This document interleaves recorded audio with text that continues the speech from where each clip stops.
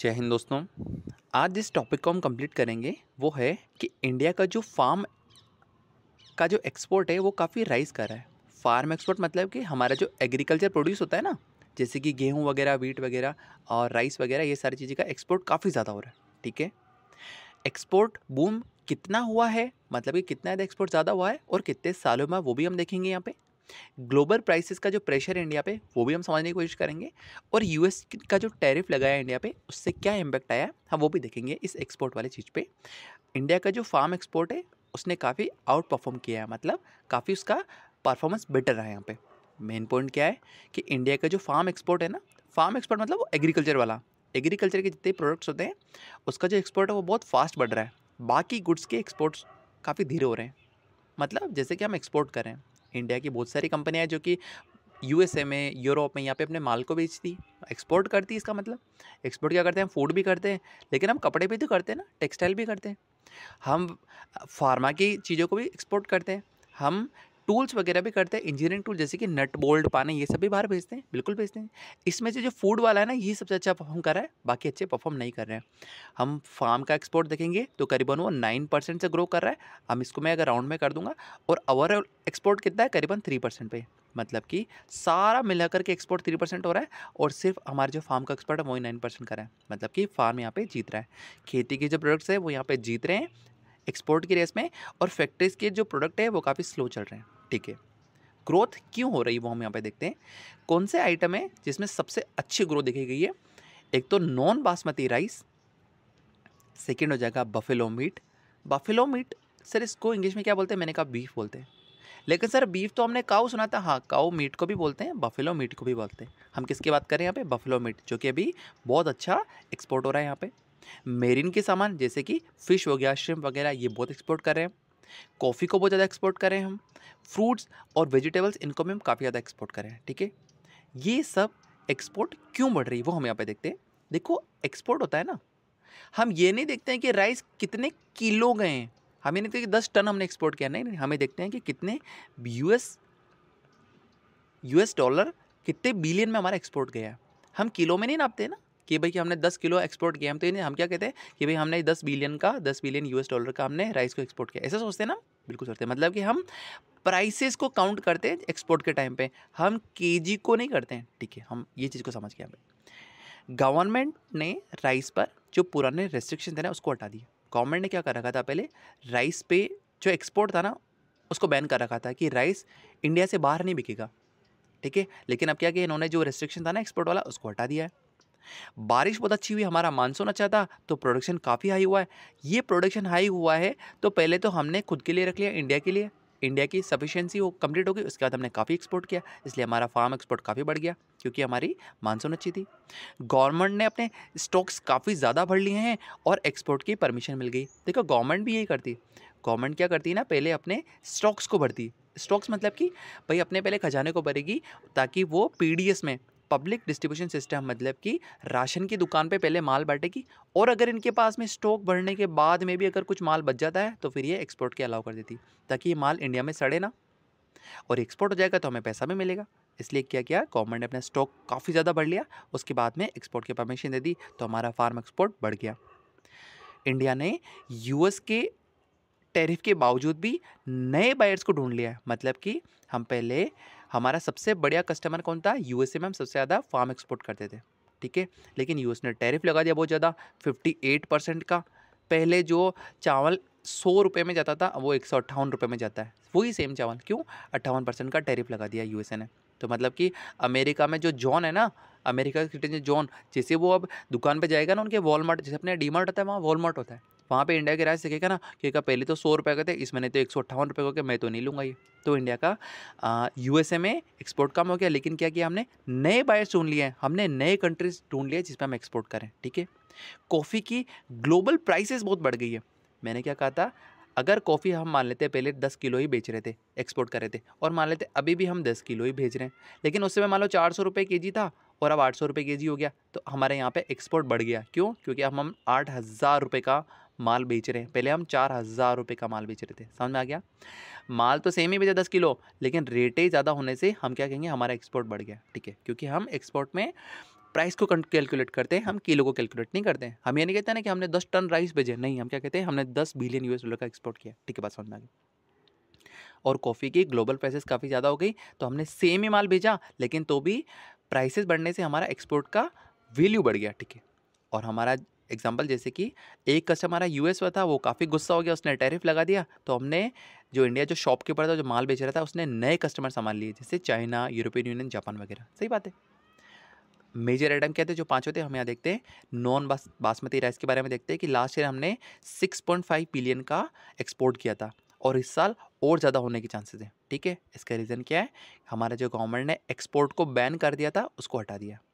Buffalo meet की बात करते हैं तो पहले ओल्ड रिकॉर्ड कितना था, 4.8 बिलियन को, उसको भी हम इस साल क्रॉस कर सकते हैं। इसका रीज़न क्या है कि गल्फ़ में और साउथ ईस्ट एशिया में इसकी डिमांड काफ़ी ज़्यादा हो रही है। सही बात है, गल्फ़ कंट्रीज तो सारी खाती है, और साउथ ईस्ट एशिया काफ़ी खाती है, ये एशियन कंट्रीज़ वगैरह है ना, जैसे कि कंबोडिया वगैरह, थाईलैंड वगैरह, वहाँ पे तो बफेलो मीट काफ़ी चलता है।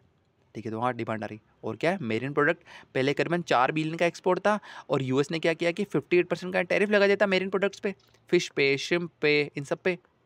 तो हमने क्या किया, एक्सपोर्ट के लिए नए मार्केट को एक्सप्लोर किया, जैसे कि हमने China, Vietnam, Japan, European union, यहाँ पे माल एक्सपोर्ट करना स्टार्ट कर दिया। तो ठीक है ना भाई, यूएसए में माल नहीं बेच पा रहे तो कोई बात नहीं, हमने नई नई जगह संभाली माल बेचने के लिए।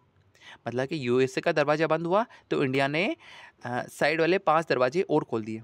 ठीक है, नई 5 जगह हमने और संभाल ली। और क्या किया, कॉफ़ी की बात करें तो 2020 से लेकर 2025 तक हमारा एक्सपोर्ट वो ऑलमोस्ट डबल हो गया। डबल होने का रीज़न क्या था, क्योंकि कॉफ़ी की ग्लोबल शॉर्टेज है, मतलब कि कॉफ़ी कम उग रही दुनिया में, और वो कम उगेगी तो उसकी रेट बढ़ जाएगी। तो जैसे ही रेट बढ़ी तो हमारे एक्सपोर्ट, मान लो हमने पहले भी 10 किलो किया था, लेकिन रेट बढ़ने से हमारा एक्सपोर्ट का वैल्यू बढ़ गया, इसलिए हमारा एक्सपोर्ट जो वो डबल हो गया। बात समझ में आ गई। फ्रूट्स एंड वेजिटेबल्स की बात करें तो जो फ्रेश फ्रूट्स एंड वेजिटेबल होते हैं ना, देखो फ्रूट्स भी 2 तरह के होते हैं, एक तो सीधा पेड़ से तोड़ के लाया, उसको बोलेंगे फ्रेश, एक होता है ड्राई करके लेके आया। भाई एप्पल तोड़ा, उसको सुखा दिया, वो बिल्कुल मामूली सा हल्का सा होता है, फिर उसको बेचते हैं, इसको बोलते हैं ड्राई फ्रूट्स वगैरह। एक तो ड्राई फ्रूट्स मतलब वो वाला मैं समझला किशमिश और वो काजू बादाम, वो नहीं कह रहा हूँ, ड्राई फ्रूट्स इस तरह के भी आते हैं। एक तो फ्रेश फ्रूट्स होते हैं, एक ड्राई फ्रूट्स भी होते हैं। ठीक है, तो जो फ्रेश फ्रूट्स एंड वेजिटेबल्स है, अच्छा सर ये ड्राई वेजिटेबल्स क्या होती है, मैं बताता हूँ। आपने वो खाई ना यिप्पी नूडल्स, उसमें वो गाजर वगैरह आती नहीं थी छोटी छोटी सी, उनको ड्राई फ्रूट्स भी बोलते हैं। ठीक है ना, अब काजू बादाम समझना, वो वाली बात नहीं थी। ठीक है, फ्रेश फ्रूट्स एंड वेजिटेबल की पहले 1.4 बिलियन का हमारे पास सप्लाई था, और वो करीबन अब वो 2.1 बिलियन हो गया 5 सालों के अंदर। काफ़ी अच्छा है ये, मतलब हमने काफ़ी अच्छी ग्रोथ की यहाँ पे। और देखा जाएगा तो प्रोसेस में करीबन हमने 50% ग्रोथ की यहाँ पे। बढ़िया चीज़ है ये 5 सालों के अंदर में। और प्रोसेस फूड में जो करीबन $1 बिलियन था, वो $1.8 बिलियन के आसपास आ चुका है। ठीक है, ये भी करीबन 2 टाइम्स हो गया यहाँ पे भी। प्रोसेस मतलब कि भाई टमाटर नहीं भेजे, टमाटर का सॉस भेजा, इसको प्रोसेस कर दिया। बात समझ में आ गई। लॉन्ग टर्म पैटर्न क्या है, 10 साल पे हमारा क्या विजन है, वो हम देखते हैं कि इंडिया का जो फार्म एक्सपोर्ट है ना, उसकी प्राइसेस, और हाँ जो एक्सपोर्ट होता है वो पूरा का पूरा फार्म एक्सपोर्ट, वो प्राइस डिपेंडेंट होता है। बिल्कुल सही बात है, मैंने कॉफ़ी का समझाया। 10 किलो पहले भेज रहे थे, 10 किलो भी भेज रहे हैं। ग्लोबल शॉर्टेज हो गई, तो जो पहले 4,400 रुपये किलो था, वो 800 रुपये किलो हो गया। तो मतलब हमने पहले कितना माल भेजा, 4,000 रुपये का, अब भेजा 8,000 रुपये का, तो हम क्या कहेंगे, हमारा एक्सपोर्ट डबल हो गया भाई। एक्चुअल में डबल हुआ क्या, नहीं हुआ, हमने तो माल इतना भेजा था। मतलब कि फार्म एक्सपोर्ट है वो पूरा का पूरा प्राइस डिपेंडेंट है। अभी प्राइसेस हाई है तो हमारा एक्सपोर्ट का जो नंबर है वो हाई दिखता है। सही बात है। और अगर जब प्राइसेस लो होती है तो हमारा एक्सपोर्ट का जो नंबर है वो भी लो दिखता है। सही बात है। इसीलिए ही 2013-12 में 43 बिलियन का हमने एक्सपोर्ट किया था, 15-16 में करीबन 32 बिलियन का ये गिर गया था, और 22-23 में 53 बिलियन का जो बढ़ गया। ये बढ़ने का कैसा मतलब होगा कि प्राइसेस हाई हो गई, तो इसलिए हमारा एक्सपोर्ट का जो नंबर था यूएस डॉलर में वो बढ़ गया। ठीक है, आई एम सॉरी, 2025 का ग्लोबल प्राइस का सिचुएशन देखते हैं कि अभी क्या है ना कि हर एक फूड आइटम्स के ग्लोबल प्राइसेस लो है। सही बात है। ठीक है, इससे क्या हो रहा है कि जो और सीरियल्स और शुगर है ये तो काफ़ी सस्ती हो चुकी है। ग्लोबल प्राइसेस बता रहा हूँ ऑल ओवर दुनिया में। इसलिए क्या हो रहा है, दुनिया में का जो दाम है वो काफ़ी गिर गया है, तो इंडिया की एक्सपोर्ट की अर्निंग भी गिर गई है। ठीक है भाई, शुगर पहले हम 100 किलो भेज रहे थे, आज भी 100 किलो भेज रहे हैं। ठीक है, लेकिन पहले प्राइस अगर मानो तो 50 रुपये के जी था, अब 40 रुपये के जी है। तो पहले मैंने 5,000 का माल भेजा, अब मैंने 4,000 का माल भेजा, तो मैं क्या कहूँगा, भाई मेरा एक्सपोर्ट गिर गया। एक्चुअली में तो सेम ही एक्सपोर्ट किया ना, लेकिन प्राइसेस की वजह से हमें एक्सपोर्ट कम दिखता है। ठीक है, बात समझ में आ गई। ट्रम्प का टैरिफ देखते हैं यहाँ पे, उसका इंडिया पे क्या इम्पैक्ट हुआ है और इंडिया ने किस तरह से कमबैक किया है। यहाँ पे यूएसए ने हाई टैरिफ्स लगाए इंडिया पे। किस पे लगाए, मेरीन पे लगाए। मेरीन मतलब कि फिश वगैरह, श्रिम्प वगैरह, उस पर मसालों पे लगाए, बासमती राइस पे लगाए।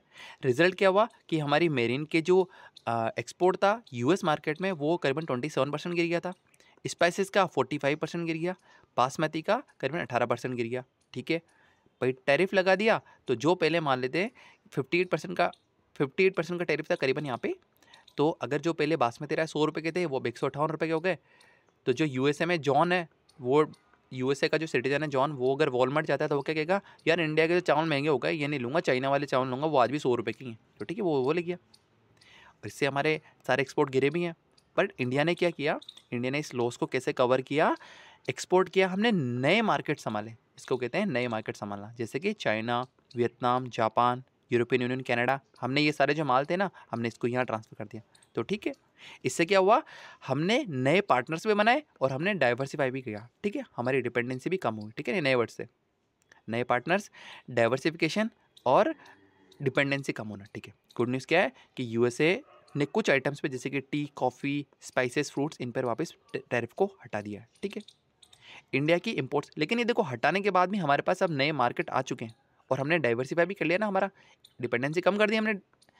ठीक है, तो अच्छी चीज़ है हमारे लिए, तो हमारा ना एक्सपोर्ट गिरा और हमने नए मार्केट भी संभाली, हमारी नई कम्युनिकेशन चैनल्स भी और नई खुल चुके हैं। ठीक है, इंडिया की इंपोर्ट्स क्या क्या है, क्या क्या बढ़ा है, वेजिटेबल ऑयल नंबर 1 इंपोर्टर है। सही बात है, हम बहुत ज़्यादा खाते हैं इस वेजिटेबल को, करीबन 13.5% का जंप है यहाँ पे, और कितना रीच कर सकता है, करीबन $20 बिलियन का यहाँ पे ये एक इम्पोर्ट बन सकता है। इम्पोर्ट मतलब कि हम बाहर से मंगाते हैं। ठीक है, हम सबसे ज़्यादा क्या मंगाते हैं, पाल्म ऑयल मंगाते हैं। ठीक है, पाल्म ऑयल कितने का आता है, 50 रुपये लीटर का आता है। ठीक है ना, आपके जो मोमोज तलते हैं ना, वो मोमोज वाले भैया वो पाल्म ऑयल में तलते हैं। ठीक है, पाल्म ऑयल के अंदर ही तलते हैं, क्योंकि 50 रुपये का आता है। तो मूंगफली का ग्राउंड नट ऑयल कितने का आता है, वो करीबन 170 रुपये लीटर आता है। तो इसमें कभी नहीं तलेगा, वो पाल्म ऑयल में तलेगा, इसलिए वो काला काला तेल दिखता है। आसान बात, क्या पल्सेस को हमने इंपोर्ट किया है? हाँ, हमारा इंपोर्ट कम कम हुआ है। क्यों? क्योंकि हमारी जो क्रॉप्स है ना वो काफ़ी बम्पर हुई है, मतलब कि हमारा प्रोडक्शन काफ़ी इंडिया में ही लेवल पे काफ़ी अच्छा हुआ। क्यों हुआ? क्योंकि हमारी मानसून काफ़ी अच्छी हुई थी। फ्रेश फ्रूट्स की बात करें तो हाँ, ये फास्टेस्ट राइजिंग इंपोर्ट्स है। हमने फ्रेश फ्रूट्स को हम बाहर से बहुत ज़्यादा मंगाते हैं। 50% सप्लाई कहाँ से होती है? यूएसए से। मतलब यूएसए से हम 50% के आसपास करीबन इंपोर्ट्स करते हैं फ्रेश फ्रूट्स का। सर इसका एग्जांपल एवोकाडो। भाई आजकल आप देख रहे हैं ना, वो रील्स पे एवोकाडो आती है ना, वो ग्रीन वाला आता है, उसको काट के पता नहीं क्या सलाद वलाद बनाते हैं। हम रील्स बनाने के चक्कर में इंपोर्ट्स को बढ़ा रहे हैं। सही बात है, बढ़ाओ। और क्या हो रहा है, हमारा आउटलुक क्या है, हमारा 2025 और 26 में गवर्नमेंट क्या सोच रही है कि फ्यूचर डिपेंड करेगा ग्लोबल प्राइसेस पे। सही बात है, प्राइसेस ज़्यादा होगी तो हमारा एक्सपोर्ट का नंबर ज़्यादा हो जाएगा। और क्या होगा, यूएस के टैरिफ के डिसीजन पे और इंडिया यूएस ट्रेड डील पे। ठीक है, और मेन चीज़ क्या है, हमारे नए पार्टनर से, न्यू पार्टनर से भी तो हमारा फ्यूचर डिपेंड करेगा। ठीक है, समरी क्या है इसका कि इंडिया का जो फार्म एक्सपोर्ट है वो काफ़ी स्ट्रॉन्ग चल रहा है। सही बात है, क्योंकि इंडिया ने खुद के रेस्ट्रिक्शन हटा लें जैसे बासमती पे, और प्रोडक्शन हाई था क्योंकि मानसून अच्छा था, और इंडिया ने नए मार्केट्स भी ढूंढ लिए। सही बात है, जैसे चाइना, वियतनाम वगैरह, बढ़िया चीज़ है। तो इसलिए ट्रंप के टैरिफ्स का जो नुकसान था वो हमने कवर कर लिया। सही बात है, हमारा यूएसए पे हम बहुत ज़्यादा डिपेंडेंट थे एक्सपोर्ट पे, और यूएसए ने टैरिफ लगा दिया तो कोई बात नहीं, हमने नए मार्केट संभाल ली। लेकिन ग्लोबल प्राइसेस अभी लो है, और इससे हमारा जो एक्सपोर्ट है वो हमें कम दिखा देता है आज। ठीक है, और फ्यूचर में ग्रोथ स्लो हो सकती है। सही बात है, क्योंकि प्राइसेस कम है इसलिए। Thank you.